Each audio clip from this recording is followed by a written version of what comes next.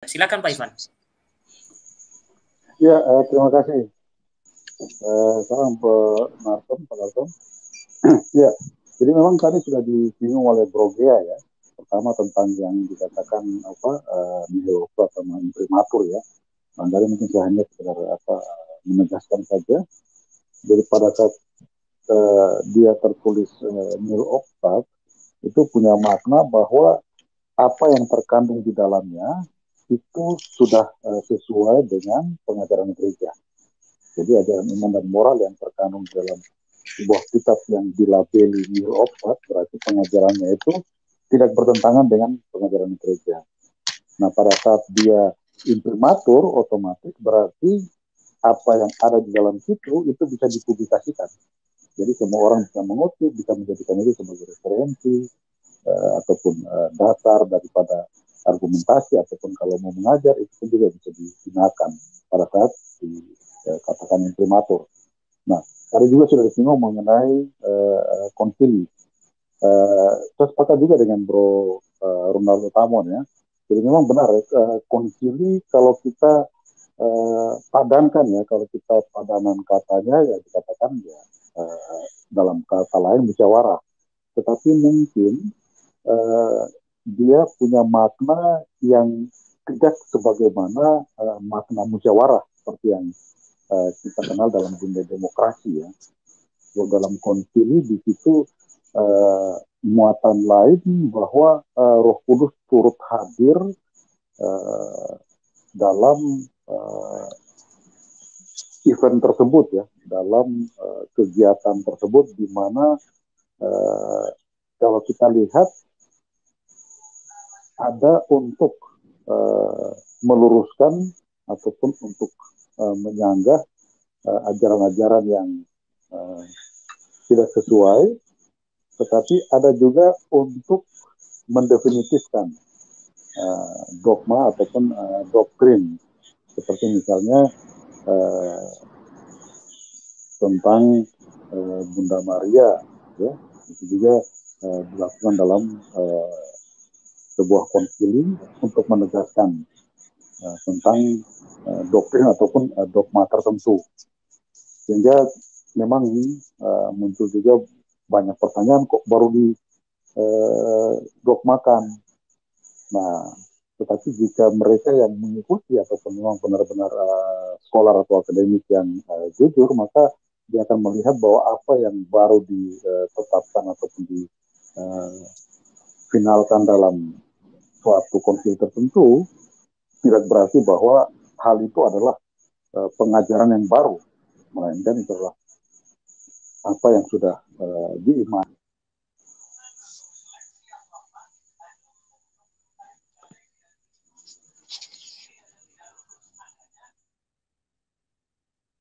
Oke Pak Ivan, suaranya agak hilang. Bagaimana bisa? Hilang suara, bro. Hilang suaranya. Ya, lanjut. Oke, sudah. Ya, silakan. Ya, ya, ya. Jadi di live chat kan ada apa Bro Thomas ya. Bro Thomas ada menyinggung tentang teroris. Saya bilang ya tadi sudah kita cukup panjang lebar ya untuk membahas itu, dan kita juga sudah melihat bagaimana baik dari si Pak Hartopo ini maupun si Willy Derom itu ternyata tidak memberikan suatu pemahaman yang sama, justru malah saling bertolak belakang. Yang satunya menerima tetapi pilih-pilih, yang satu justru menolak. Sehingga kita sangat sulit untuk berbicara dengan dunia Protestantisme untuk menentukan mana sih dari kamu yang bisa memberikan suatu informasi pengajaran yang benar, atau yang kamu sepakati untuk suatu pengajaran itu gimana, seperti apa sih. Nah itu sangat sulit kita bisa temui dalam dunia Protestan. Saya kira Thomas harus mengakui itu, karena indikasi sederhananya adalah bahwa dengan berbagai macam ratusan ribuan denominasi itu sudah menunjukkan bahwa tidak ada kesepahaman ataupun pengajaran yang sama dalam dunia Protestan. Nah, hal ini yang sementara kita konfirmasikan terhadap tulisan daripada si Yohanes Purtopo ini, yang mana dijadikan ataupun dimuat dalam lembaran jurnal yang dalam hal ini tentu punya kandungan ataupun merupakan suatu kajian akademik. Nah, ini yang kita soroti, mengapa suatu kajian akademik yang membahas tentang kekatolikan, tetapi dia tidak paham, dia tidak mengerti, atau yang tadi dikatakan oleh Brogea bahwa disalahpahami ataupun tidak paham. Nah, ini yang mau diluruskan. Nah, tentunya dalam meluruskan ini kita akan membedah mengapa yang bersangkutan bisa sampai pada pemahaman ataupun salah paham tersebut.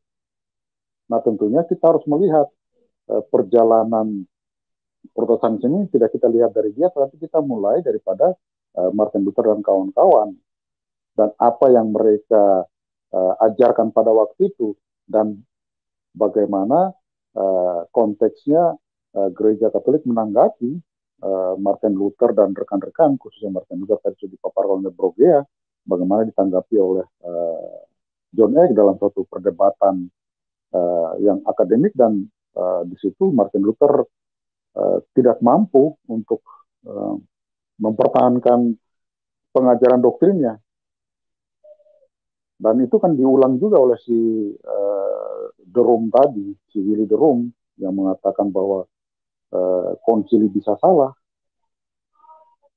tetapi ada beberapa konsili yang dia terima, dan juga menerima kanon kitab suci, dalam hal ini katakan misalnya perjanjian baru.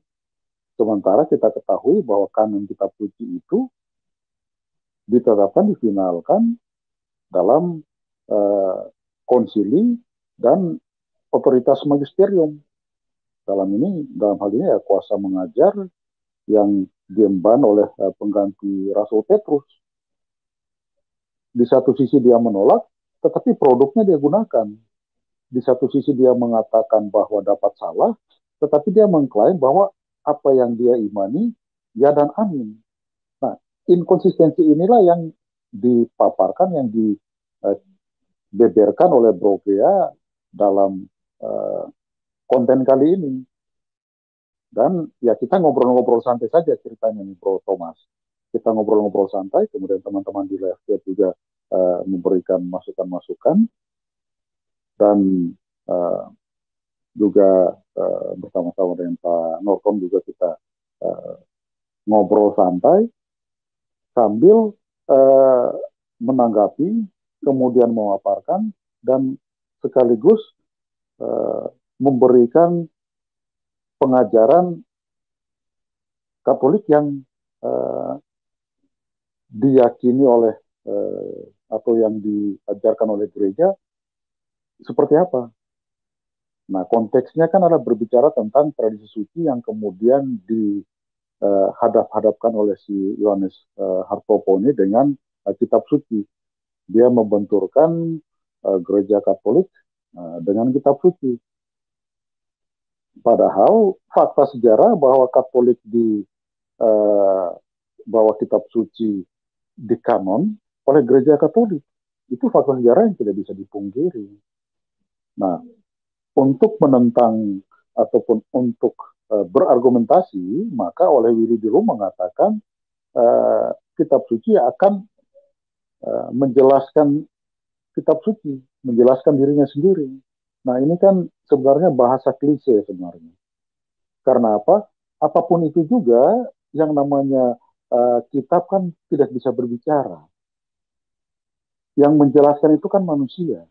Nah, yang menjadi pertanyaan berikutnya adalah, jangan-jangan yang Anda maksudkan bahwa kitab suci menjelaskan dirinya sendiri itu adalah opini manusia atau opini daripada pemuka-pemuka agama ataupun mereka yang mengklaim diri sebagai scholar ataupun pendeta-pendeta.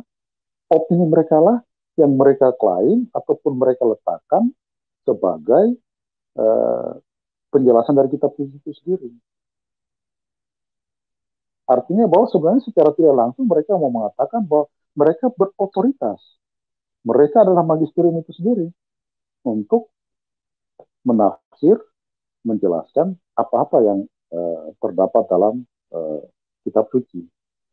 Nah, tadi menyambung yang dikatakan oleh Pak Norton, mungkin kita bisa melihat dari suatu sisi bahwa apabila perjanjian baru diterjemahkan ataupun ditafsirkan atau dipahami di luar daripada pengajaran gereja Katolik, maka berpotensi, berpeluang akan menghasilkan ajaran-ajaran yang menyesatkan. Dan itu sudah terbukti sepanjang sejarah gereja. Mereka yang mengajarkan, menafsirkan kitab suci di luar daripada ajaran gereja Katolik, itu berakhir dengan kesesatan. Dan itu sudah terbukti. Misalnya kita sudah lihat dalam sejarah Nestorian, kemudian ada Arian, ada banyak macam heresi dan bidah yang lahir dan kemudian mengembangkan pemahaman sendiri, mengembangkan penafsiran tersendiri, mengembangkan doktrin tersendiri yang berbeda dengan apa yang diajarkan oleh gereja. Dalam hal ini gereja Katolik. Itu pasti berakhir menjadi bidah atau heresi. Atau oleh dikatakan oleh Bro Remice sama Bro Ronaldo dikatakan sebagai heretikal dan sebagainya. Nah, hal ini juga berlaku kepada mereka yang melahirkan doktrin sola scriptura, sola fide, kemudian sekali selamat tak selamat, dan sola-sola yang tadi dikatakan progres sebagai solaria itu. Ini adalah buahnya yang bisa kita lihat dan kita temui. Sangat sulit untuk dunia Protestan untuk bisa menjelaskan bagaimana dia bisa sampai pada apa yang dia imani ini. Penjelasan yang mungkin hanya bisa dilakukan adalah mengatakan bahwa dia memperoleh itu mungkin dari kitab suci. Pada titik ini maka bisa saja kita mengatakan bahwa dunia Protestantisme adalah, ini versi saya ya, adalah agama buku. Karena mendasarkan semua daripada apa yang tertulis di dalam buku. Dia tidak mampu atau tidak memiliki apapun juga untuk bisa menjelaskan, untuk bisa mendefinisikan iman dan moral di luar daripada buku.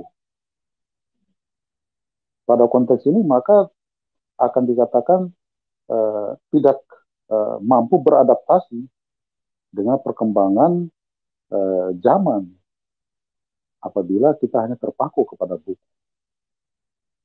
Nah, itulah mengapa dikatakan oleh Rasul Paulus bahwa gereja adalah tonggak.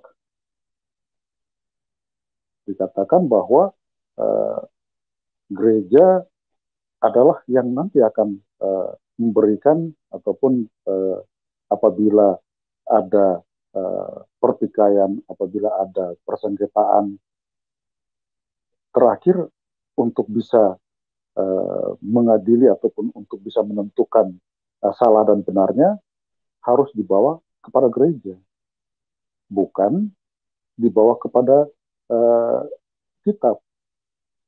Begitu dibawa kepada kitab, maka yang terjadi adalah interpretasi individu per individu yang tentunya syarat dengan muatan-muatan subjektivitas tertentu. Dalam konteks inilah sebenarnya yang semakin membuat perpecahan menjadi marak dan terjadi terus-menerus. Karena apa? Setiap individu mengikuti apa yang dikatakan sebagai imamat rajani dan sebagainya. Kemudian setiap orang boleh menafsirkan ayat-ayat sesuka ataupun semaunya dia, walaupun mengklaim diri dengan bahasa klise dibimbing oleh Roh Kudus. Itu adalah fakta yang harus kita akui, dan pada kesempatan ini itulah yang mau kita jawab, itulah yang mau kita kemukakan, Bro Thomas, dalam live chat. Tidak ada antipati ataupun sentimen pribadi, tetapi apa yang kita tanggapi adalah meluruskan dan membeberkan mengapa pemahaman yang ditulis oleh Yohanes Hartopo dalam jurnalnya dia bisa sampai pada titik itu. Nah, inilah yang mesti diperhatikan, inilah yang mesti sebenarnya direnungkan. Mestinya kita bisa merenungkan itu tanpa punya perasaan kecurigaan. Nah, ada beberapa pengajar-pengajar Protestan yang cukup baik, yang bisa memberikan pengajaran-pengajaran yang tidak bertentangan dengan apa yang diajarkan oleh gereja. Tetapi pada suatu titik tertentu ya kembali lagi kepada kebiasaan asbak itu, asal beda sama Katolik.